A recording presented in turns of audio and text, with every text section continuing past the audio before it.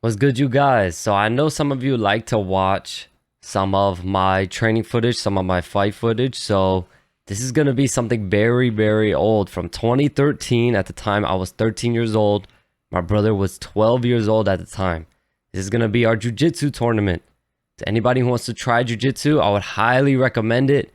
And I'm going to give you some tips that we learned here. Yeah, we're young, but we had a great coach and Master Shamal. Shout out to Master Shamal.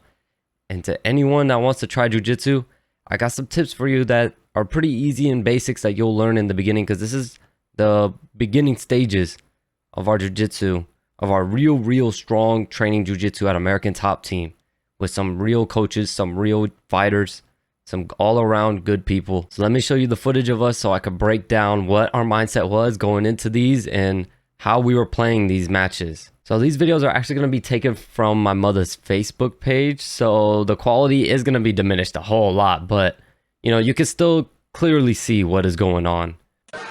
So you see here, immediately I engage. One thing I really like to do, so you'll see before it goes on, one thing I like to do with gi, I like to immediately engage, and then what we're doing here is we're pushing back and forth. We're pushing back and forth. And then what I like to do then is I would push him, he would push me. I would push him, and then when he would go to push me, it's going to be what you see. I use his weight against him. So you see right here, watch. He tries to shoot in for a takedown. I don't let him. I knew he was going to come forward. I felt his weight, so I shifted backwards into the armbar. So you see right here, he went to go into me. I sit down. So you see me sit down, I put all my weight down, so I know he's going to come over top because I felt him coming forward. So I know he's going to come over top. You see me grabbing his sleeve right here. I grab his sleeve, and right here, I'm grabbing the inside of his collar of his gi. So I have that arm. It's mine. It's trapped. It's not going nowhere. And the good thing about gi is you can grab the gi. So it's not going to go nowhere. I got a firm grip on it. So I know his arm's there for the taking, and I jump for as he's falling down, I jump for that arm bar. Right now, I'm peeling his arms off, trying to get it. Peeling his arms off. I went to peel it with my leg, didn't work. He went to sit up. The second he goes to sit up, I'm transitioning into that triangle. So he's screwed right here. And I know it. I know I have him. I know I have him. It's just a matter of securing it, and there he taps. But either way, so you see here, I'm going to show you. See, I have him in the triangle pretty much now. It's just me controlling his body, trying to get him to go where I want him to go so that I can secure the armbar at that point to finish him. This is Master Shamal right here. Shout out to Master Shamal. So what he instilled in us throughout training for the couple months that we did training for this tournament is finish. Finish. We don't want to win on points. And that's what I would suggest everyone else who wants to do jiu-jitsu and go into tournaments. You don't want to win on points. Go in there and finish the guy. One of the things Master Shamal mainly taught us was score the points, so then you can go for the finish. So get the takedown, secure a significant position. A takedown is worth, I think, 2 points. Then secure a significant position that may be worth 2, 3, or 4 points. So then you got the amount of points to where you can go for a submission where if you don't get it, and it's considered a sweep, and they get a couple points off of it, it's fine because you're still up on points. But you want to always go for submission, always. So since I pulled guard here, he would have gotten the takedown. That would be considered a takedown with him. But I quickly transitioned to the armbar, so the referee wasn't able to give him the points because he was immediately focused on, oh crap, he's in an armbar. So you see what I did there? You can bend the rules a little bit in your favor. So this is my brother Dom right here, my little brother. So you can see he's doing the same thing. You see he's grabbing right here. He's grabbing the sleeve, and he's got the inside of the collar. He's doing the same thing. See, we were taught this. We practiced this, drilled this. So he did the same thing, pulled guard, got the armbar. So the referee doesn't give the kid the point for the takedown yet because the kid is in danger for the armbar. And immediately, look at him, transition to the Kimura. It's all about transitioning. Once you don't got one, you can go for the other. So now he's got him in guard. Now we're going to play. You can see Dom is keeping him in the guard. He doesn't want him to get out. Because this is where Dom could be on the offensive. He pulls him in. He pulls him in tight so that he can control him. Immediately you see him going for that armbar. Attack, attack, attack is what we were taught. Attack. Just keep going. Give him something to constantly think about. Eventually you'll catch something. So immediately you see him going for the armbar. The kid does a good job though. He so far the kid is safe. He has his elbow out. He's safe. But then you're gonna see Dom transition. So now you're gonna see he was gonna go for the omoplata there, but he didn't. He pulled the kid back in his guard, and you're gonna see him attack immediately again. Because this is what we were trained. We were trained to attack at all times, constantly. If you don't get one, you eventually will. So look, you see him there throwing up that high guard. Now he's got a triangle.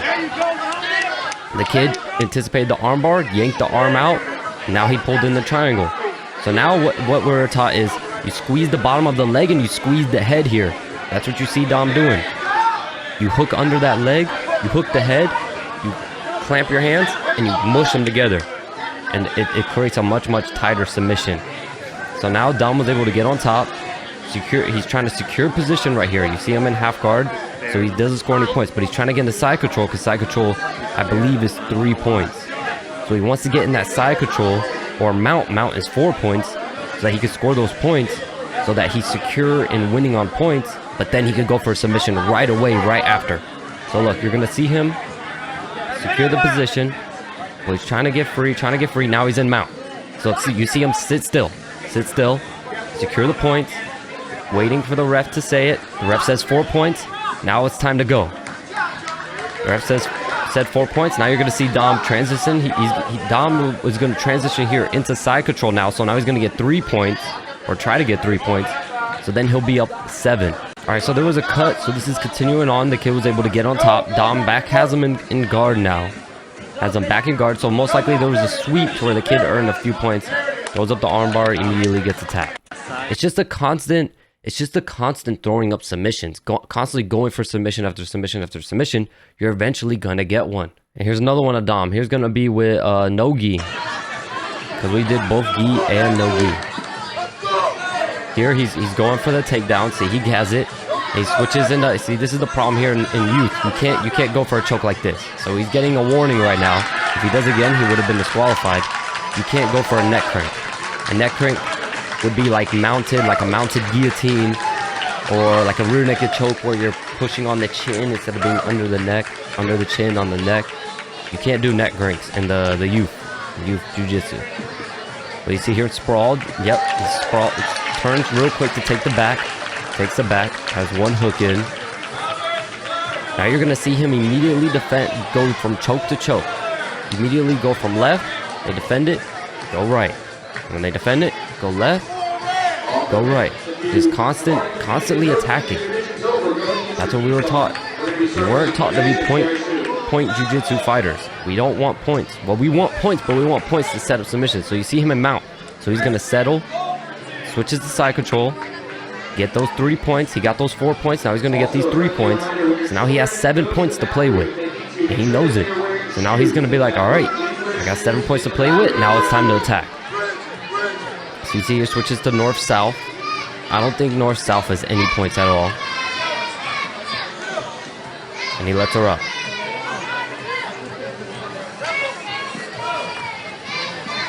Hand fighting. Pull the hands up. So what he did there, he's grabbed the wrist, he yanked him up.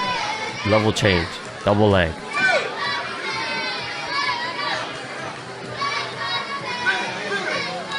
Right now, so he got swept here. I'm pretty sure that was considered a sweep. So I think his opponent gets a couple points from that. But immediately, you see, he doesn't do much playing around, much sitting around. Immediately throws up the armbar and gets attacked. All right, and I got one more for you guys. So this one, I did, after I had won, at this time, I had already won the gi tournament and no gi tournament. I won both of them. The reason why we don't have video footage of that is because there was a few times where my brothers and I were going at the same time. So there was a huge mat here. There was a huge mat over there. There was like, I think like 2 or 3 sections of big mats where they had people going. So there was times where we were going at the same time. So my mom would be recording, because my mom is recording all this. She would be recording Dom, and I'd be all the way over there going in my tournament. So she could only be at one place at one time. So she didn't have much footage of me. Funny thing is, she did have a video of me on no gi, but It actually got taken down. I don't think she has it anymore because how old this is. It actually got taken down because I actually picked the kid up and I slammed him. And yeah, I think it got taken down because of that, because, you know, youth, and, you know, I literally picked the kid up, scooped him up, and slammed him on his back and stuff. But yeah, so this is gonna be the last one that I have for you guys. So this one, like I was saying before, this one I won the gi and no gi. So this is just like a little side match. This kid was much bigger. He didn't have very much people to go with, so his coaches came up to us and they said, hey, can you go with him so that he can have someone to go with, since he didn't have that many people to go with that are his size, even though he was way bigger than me. Right now, I think at this, I was probably like 120 pounds, maybe somewhere around there, 120, 115 pounds. And this kid is, well, definitely close, at least close to the 200s, somewhere around there. He was way bigger than me, but he immediately pulled guard. And this is where you see where my mom starts the recording, where you see me in the situation right here. This is Master Shamal. Shout out to Master Shamal. And he was competing. You see a shirt competitor right here. He was competing in the grown-up tournament. And this is the Art of Grappling tournament. So you see here, I'm trying to grab on. He has my sleeve right here. I yank it off. Right now, you see me trying to grab his pants. I'm trying to control the legs, so because he wants to pull me in his guard. I'm like, no. So he's grabbing me. He wants to pull me in his guard. I try to go, but you see here, he grabs my leg. But once I get his leg free, I know he's grabbing my leg. I'm trying to get him free. But right now, I'm securing my hands on this. I'm able to get him off. So you see me grab his leg sleeves, throw him to the side, and instantly side control. So now you see I get 3 points for side control. Secure the position, immediately I'm out. I wait and listen. I hear him say 4 points. Once he says that, I try to go for that armbar, but he sweeps me. Immediately go for armbar. Right there. See that? Attack. Now here's the trick, right? Before I go later, here's the trick. So he sweeps me, immediate armbar. You see what he does? Hold on, you saw what he did? This is where you gotta play by your opponent. Every opponent is different. Every opponent acts different in different situations. Immediately throw the armbar, look what he does. He yanks it out. See him yank? So I knew that. I saw that. I saw him yank out really hard. So look what I did. Look what I do. I said, okay. He yanked out really hard. Throw it up again. He yanks it out, but I let him pull it out immediately into the triangle. He thought I was going to stay holding on and fight him with it. I'm not. Immediately into the triangle and immediate tap. That's how you play with these opponents. You play towards what they want to do. I saw that he yanked out his arm the first time and I fought with it. And I said, okay. So when I went up for it, I let go. He went to yank the arm out, yanked it completely out, immediately into the triangle. If you get a good jiu-jitsu coach, you can really learn how to transition from armbar to triangle to Kimura.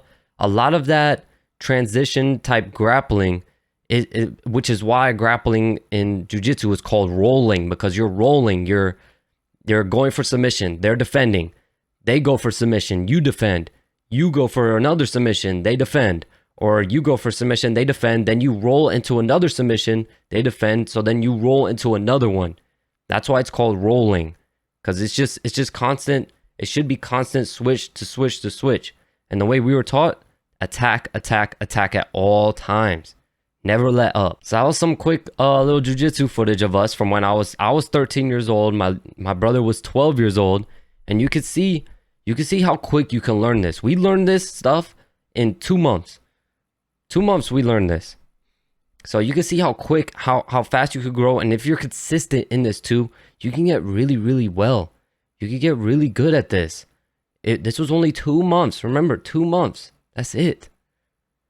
So I would highly suggest anyone who wants to get in jiu-jitsu, just take the leap and just do it. It's very fun. It's like a puzzle. It's almost like a puzzle, but with human bodies. Because there's so much you could do. You have no idea what they're going to do. And whatever move they make, you can base your moves off of that move. And there's just so much that goes into it. It's a lot of mental focus, a lot of mental work, and it's a lot of physical too. It's everything. And that's why I always loved jiu-jitsu when I was younger. But thank you guys for watching, and let me know if you want to see more stuff like this. And don't forget to like the video if you like. And please, any new viewers, If you would like to see more of this, subscribe to the channel, and I'll catch you in the next one. Thank you.